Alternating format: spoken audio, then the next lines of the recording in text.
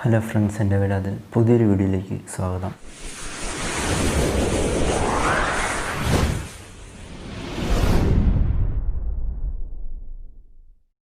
നമുക്കറിയാം, ഈ വരുന്ന ഡിസംബർ 21, അതായത് ഇന്ന് രാത്രി ഗ്രേറ്റ് കൺജങ്ഷൻ എന്ന് പറയുന്നൊരു ഇവൻറ്റ് നടക്കുന്നുണ്ട്.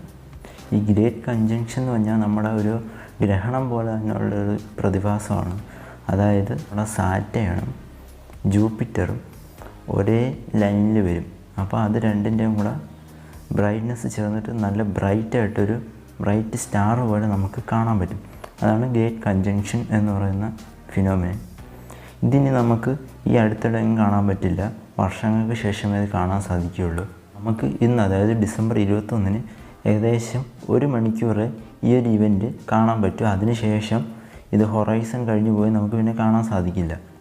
ഞാൻ ഇന്നലെ എടുത്ത കുറച്ച് ഫൂട്ടേജസ് നിങ്ങൾക്ക് കാണിച്ചു തരാം. അതായത് ഡിസംബർ 20 എടുത്ത ഫൂട്ടേജസാണിവ.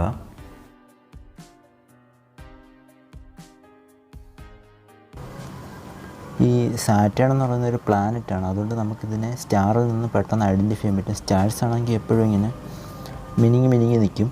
പക്ഷേ ഗ്രഹങ്ങൾ, അതായത് സാറ്റേണും ജൂപ്പിറ്ററും ഒക്കെ ഒറ്റ സ്പോട്ട് ലൈറ്റ് പോലെ കാണും. അത് അനങ്ങത്തില്ല.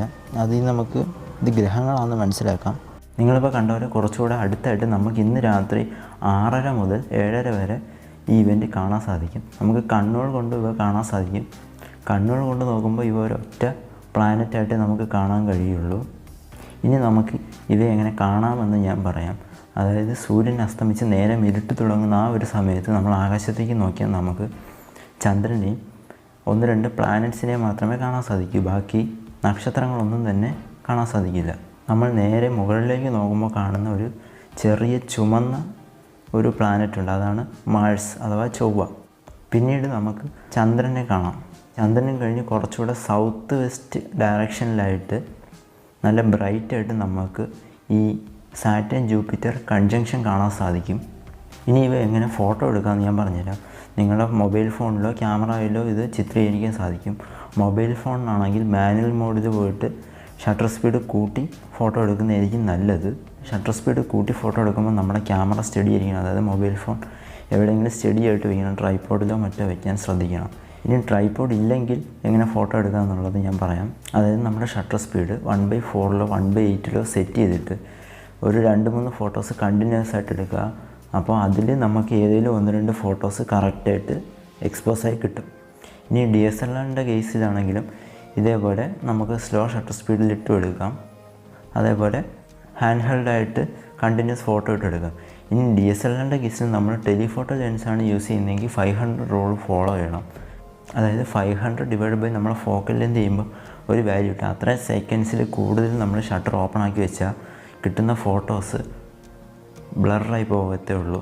നമ്മൾ വൈഡ് ആംഗിളിലിട്ട് ഷൂട്ട് ചെയ്യുകയാണെങ്കിൽ നമുക്ക് ഒരൊറ്റ സ്റ്റാറായിട്ട് ഇതിനെ കാണാൻ പറ്റും. ഒരു വലിയ ബ്രൈറ്റ് സ്റ്റാർ പോലെ കാണാൻ സാധിക്കും. ഇനി ടെലിഫോട്ടോ ലെൻസ് ഇട്ട് സൂം ചെയ്ത് ഫോട്ടോ എടുക്കുകയാണെങ്കിൽ നമുക്ക് ജൂപ്പിറ്ററിൻ്റെ 3 മൂണിനെയും കൂടെ കിട്ടും. കാലാവസ്ഥ അനുകൂലമാണെങ്കിൽ നമുക്കിവ വ്യക്തമായി കാണാൻ പറ്റുമെന്ന് ഞാൻ വിചാരിക്കുന്നു. പറ്റിയാൽ തീർച്ചയായും ഞാൻ ഇതിൻ്റെ ആഫ്റ്റർ വീഡിയോ ചെയ്യുന്നതായിരിക്കും. സോ എല്ലാവർക്കും വീഡിയോ ഇഷ്ടപ്പെട്ടെന്ന് വിചാരിക്കുന്നു. എല്ലാവരും ഡിസംബർ 21 രാത്രി, അതായത് ഇന്ന് 6:30 മുതൽ 7:30 വരെ സൗത്ത് വെസ്റ്റ് ഡയറക്ഷനിൽ നോക്കുക. സോ വീഡിയോ ഇഷ്ടമെങ്കിൽ ലൈക്ക് ചെയ്യുക. ഉടനെ തന്നെ നിങ്ങളുടെ സുഹൃത്തുക്കൾക്ക് ഷെയർ ചെയ്യുക. ഇതുവരെ ചാനൽ സബ്സ്ക്രൈബ് ചെയ്തിട്ടില്ലെങ്കിൽ സബ്സ്ക്രൈബ് ചെയ്തേക്കുക. പുതിയൊരു വീഡിയോയുമായി കാണുന്നവരെ this is Sadil and I will catch you later.